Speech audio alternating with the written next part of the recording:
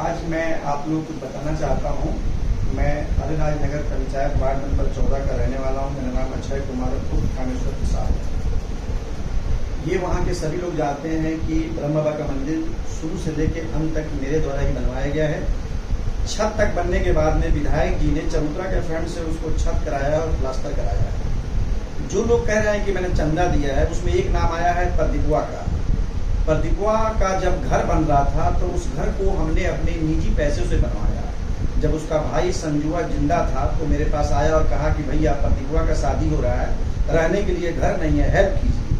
हमने कहा ठीक है। तो मैं अपने निजी पैसे से उसको सीमेंट और बालू और अपना घर का 400 ईंट भी उसको दिया। बाद में जो मंदिर के ईंट में दान में आया था, गौरी भैया और मोहन चाचा ने दिया था, उस ईंट को भी उधार के रूप में ये ले गया। जो उधार ले गया उस ईंट को उसने नहीं दिया, मंदिर का भैया ने लौटाया। आज वो व्यक्ति कह रहा है कि बालू मैंने दिया, तो बालू वो खुद मंदिर का बालू 20 तगाड़ उधार ले गया था, जिसमें संजुआ हमको 12 तगाड़ लौटाया। आज भी मंदिर का 8 तगाड़ बालू प्रदीपुआ के यहाँ बाकी है। अब रहा सवाल कि प्रदीपुआ के लिए मैंने क्या क्या किया। प्रदीपुआ जब कर्जा लेके भाग गया था और कर्जा के हमारे घर में छिपा हुआ था, तो मुन्नाल भैया घर में मैं बैठा था, तो वहां आके मेरा पैर पकड़ लिया और कहा भैया लोन का किस्त है, अगर नहीं दीजिएगा तो इज्जत चला जाएगा, हम आपके परिवार के हैं। तो मैंने उसके परिवार का नाम पे उसको जो है किस्त का पैसा हमने अपने फोन पे से उस किस्त वाले को डाला। उसके बाद आया तो कहा कि भैया गैस खत्म हो गया, हम लोग भूखे हैं, घर में कोई नहीं गैस खाना खाया है, तो हमसे 1200 रुपया फिर ले गया गैस का पैसा भरवाने के लिए। उसके बाद आया तो कहा कि भैया सब्जी नहीं है, 500 रुपया दीजिए, तो 500 रुपया फिर ले गया। उसके 2 दिन बाद आया भैया, कहा कि 5000 रुपया हमको दीजिए, खेती बाड़ी कराना है, उसको हमने फिर 5000 रुपया दिया। उसके बाद 10 दिन बाद आया, फोन किया हमको, हम जब दिल्ली चले हैं, कि भैया बिजनेस मेरा ठप पड़ गया, मुझे 50,000 रुपया दीजिए ताकि मैं बिजनेस करूं। तो मैंने उस हरामखोर को 50,000 रुपया फिर दिया और फिर उसने अपना बिजनेस स्टार्ट किया। ऐसे कई बार उसने मुझसे कर्जा लिया है, आज तक 1 रुपया लौटाया नहीं है। करीब करीब हमसे वो 5 लाख रुपया कर्जा ले चुका है और कर्जा लेने के बाद आज वो ईमानखोरी कर रहा है, पैसा लौटाया नहीं और उल्टा मेरे ऊपर ही क्या किया कि अपने भाई की हत्या करने के बाद में मुझे जो है उसकी पत्नी के साथ केस कर दिया और कहा कि मुझे बहुत मारा है, जबकि मैंने उसको कहीं से एक चाटा भी नहीं मारा है। बस वो पैसा बचाने के लिए सारा ड्रामा किया है। मोतिहारी न्यायालय में केस है, न्यायालय का फैसला जैसे भी आएगा उससे मंजूर होगा।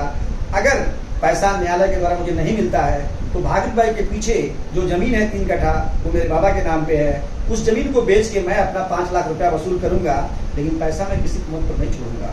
मुझे इस बात पे बड़ी शर्म आ रही है, कैसा बेशरम आदमी है जिसका घर मैंने खुद बनवाया है।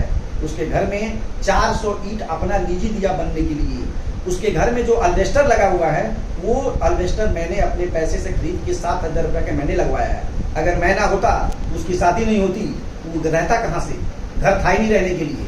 और जो दूसरा घर जो उसका बना हुआ है, वो प्रभु गुप्ता का देन है कि प्रभु जी ने सरकारी फंड से उसको दे दिया जो उसका घर बना हुआ है, नहीं तो रहने के लिए घर भी नहीं होता। आज वो बाप दादा की सारी जमीन बेच के खा गया। मैं गाँव वालों से निवेदन करता हूँ कि प्रदीपुआ अगर किसी से भी जमीन बेचता है तो आप लोग जमीन मत लीजिएगा, क्योंकि उसका जमीन है ही नहीं है। वो जमीन प्रबाबा के नाम पे है और वो हम लोग का हिस्सा है। वो अपने हिस्से की सारी जमीन बेच चुका है और जब भी मैं आता हूँ तो मेरे से छिपके रहता है। मेरे नहीं रहने पर वो बदमाशी करना शुरू करता है। तो ये कहना कि मंदिर में मैंने बालू दिया है, उसने बालू एक दाना भी नहीं दिया है। 20 तगाड़ बालू उसका भाई मंदिर का बालू उधार ले गया था अपना घर बनवाने के लिए, उसमें से वो 10-12 तगाड़ बालू लौटाया है। बाकी 8-10 तगाड़ बालू आज भी उसके यहाँ बाकी है और मेरा निजी पैसा उसके यहाँ आज भी 5 लाख रुपया बाकी है, जिस पैसे को मैं छोड़ूंगा नहीं। तो ऐसे ऐसे बेशरम लोग जो भीख मांग के खा रहे हैं और वो कह रहे हैं कि मंदिर में मैंने बालू दिया है, उसने बालू एक दाना भी नहीं दिया है, बल्कि मंदिर के दिए हुए चंदे से उसका घर बन गया। कुछ मंदिर का चंदा से बन गया और कुछ मैंने हेल्प किया, नहीं तो आज उसका घर भी नहीं होता। और जो ईटा 1500 उधार ले गया, उस ईटा को मंदिर का भैया ने लौटाया, लेकिन प्रदीपुआ ने आज तक वो ईट भी नहीं लौटाया है।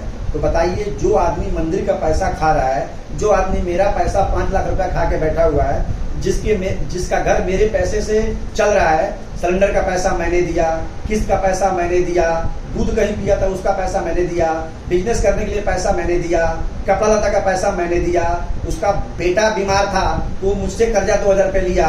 ये अकाउंट से डाला है, ये कैसे इनकार कर सकता है? तो मैं गांव वालों को बताना चाहता हूँ, ये एक नंबर का झूठा मक्कार आदमी है, इसकी बातों में ना आए। जो अपने भाई का नहीं हुआ वो मेरा और आपका समाज का क्या होगा? लेकिन मुझे बड़ा दुख हो रहा है कि उस मंदिर को मैंने बनवाया, अगर मैं ना होता तो वो मंदिर नहीं बनता। आज जो लोग मेरे विपक्ष में आ रहे हैं वो मेरा विपक्ष नहीं कर रहे हैं, मैं जानता हूँ वो किसी के बहकाव में ऐसा कर रहे हैं, लेकिन वो गलत कर रहे हैं। मेरा मंदिर में लाखों रुपया लगा हुआ है। हाँ, ये सच है कि विधायक जी के फंड से छत हुआ है, प्लास्टर हुआ है। इसके बाद जो हमने ग्रिल और गेट लगवाया है, उस ग्रिल को पदिकुआ के द्वारा उसको तोड़ा गया है। इसके लिए हमने थाना प्रभारी से निवेदन किया है कि इसको FIR दर्ज करके अरेस्ट किया जाए और उस ग्रिल को लगवाया जाए।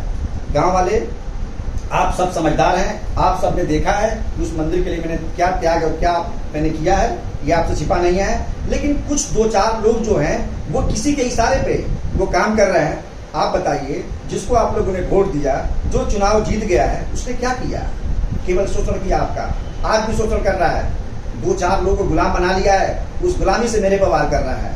बताइए ना कि आप लोगों ने मुझे वोट नहीं दिया, इतना बड़ा काम किया मैंने, अपने निजी पैसे से स्कूल को लाया, सरकारी स्कूल, जिसमें किसी भी प्रतिनिधि मेरा हेल्प नहीं किया, और उस व्यक्ति का अगर आप लोग विरोध कर रहे हैं, कितनी शर्म की बात है।